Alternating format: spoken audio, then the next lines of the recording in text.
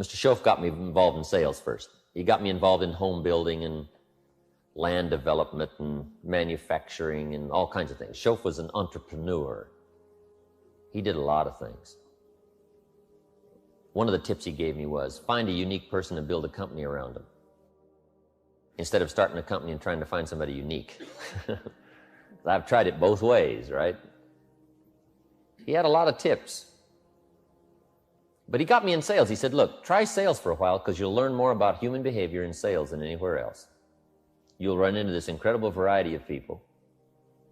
And he said, you'll just learn. It's worth a university education to get in sales.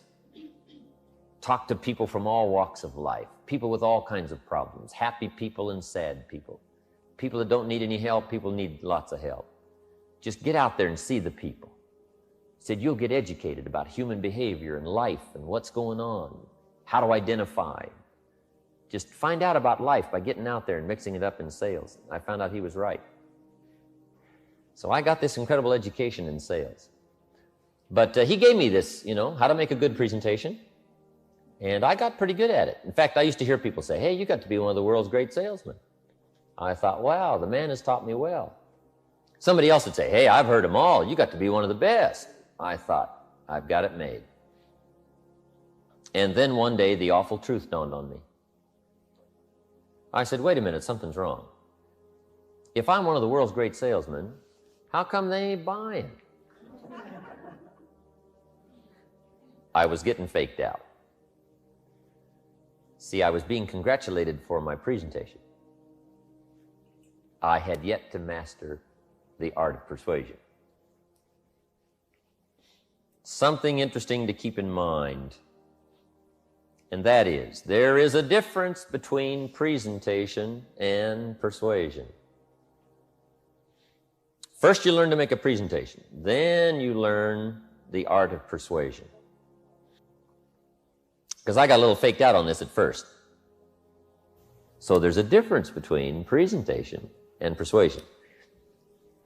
There were two great orators of antiquity. One was Cicero, he was Roman.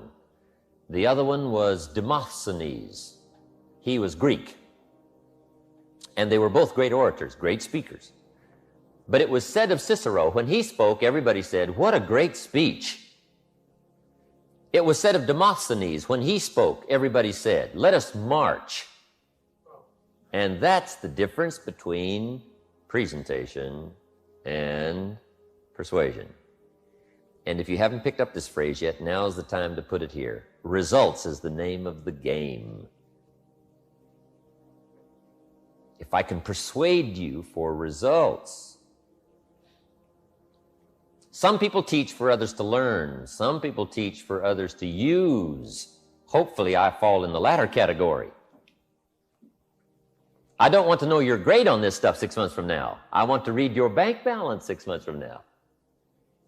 Your style, your language, the changes, the results, tangible, intangible, progress, steps.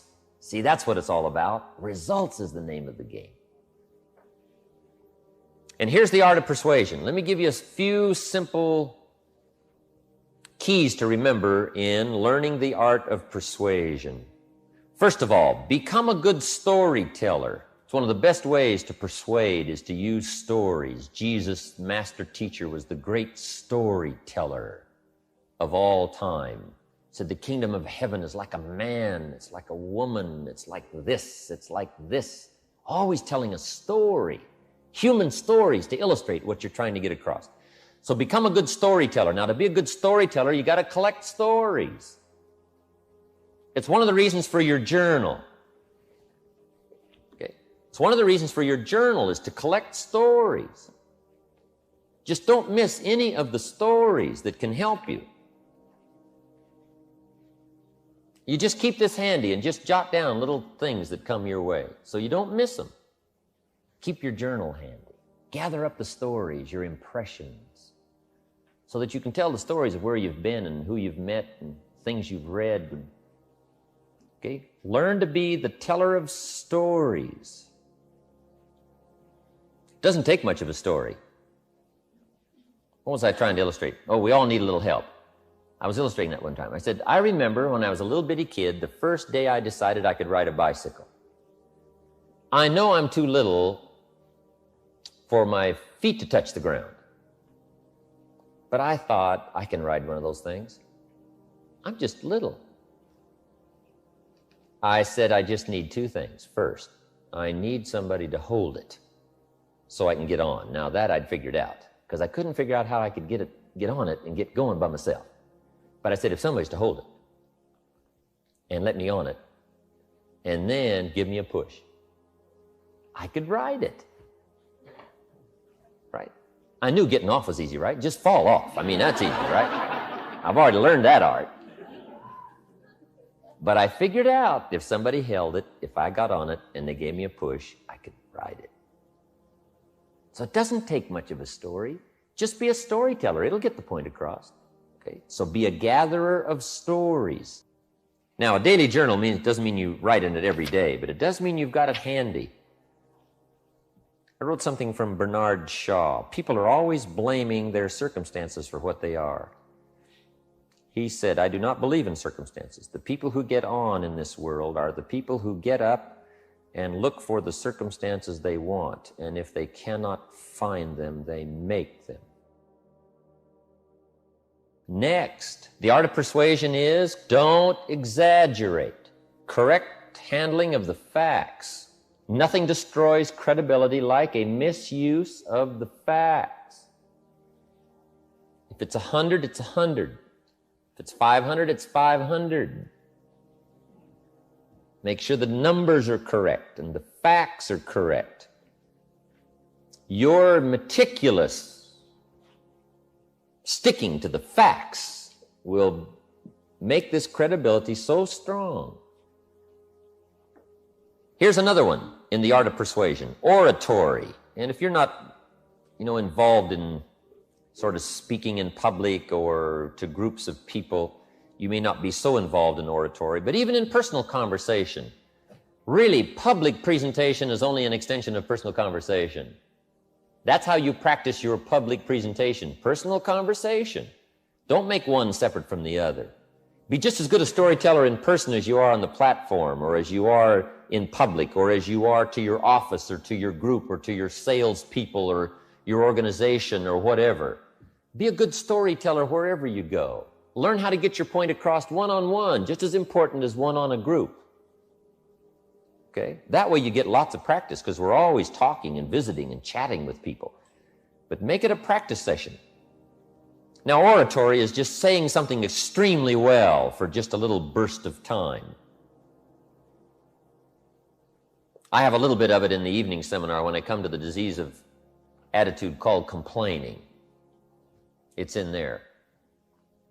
When I say spend 5 minutes complaining and you've wasted 5, and you may have begun what's known as economic cancer of the bone. Surely they will soon haul you off into a financial desert and there let you choke on the dust of your own regret.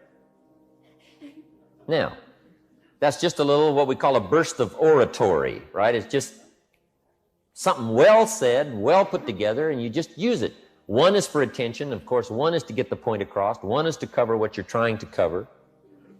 Okay? But use it. Now, you can't do that for 30 minutes, right? The attention span isn't that long, but oratory is good. Okay, next, learn how to quote. Sometimes you can't say it quite as well yourself as someone else has said it.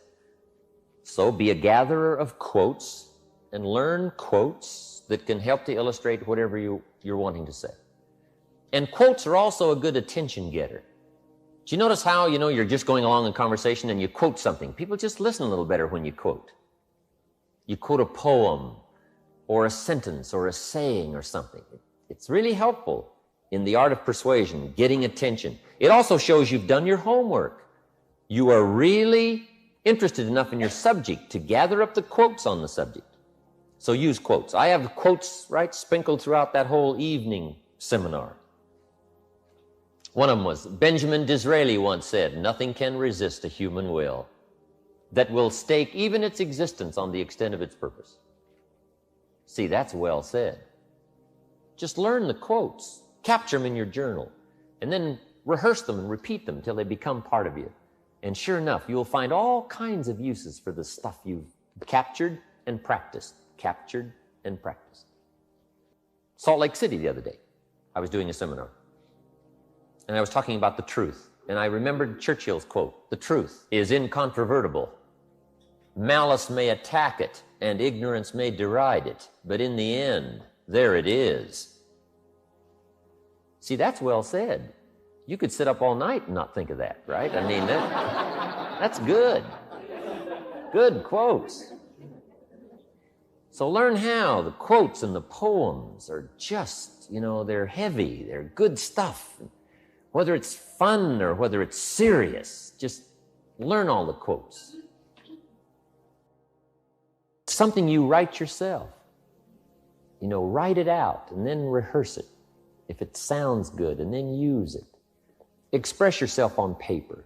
Then go over it till it takes root in your mind and your heart and starts to grow. And sure enough, daily in conversation, all kinds of occasions you'll have to quote something that you've written, a couple of verses of something. But use quotes. They're so good because some people have said it so well. And if you practice, you can say something so well that it'll get the point across. It'll cover the subject. It'll do the job. So quotes. The next one is learn how to paint pictures. Words fitly framed together that describe something, that gives color to what you're trying to say, gives depth. It has several dimensions. Learn how to paint pictures with words. Part of the art of persuasion is taking people on a word journey.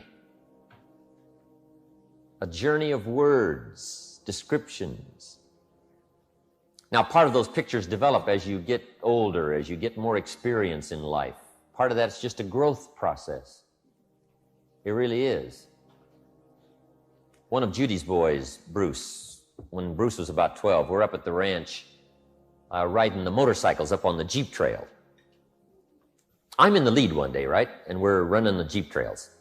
I noticed this little clearing right through the trees where the trail made a little circle out, along the side of the mountain.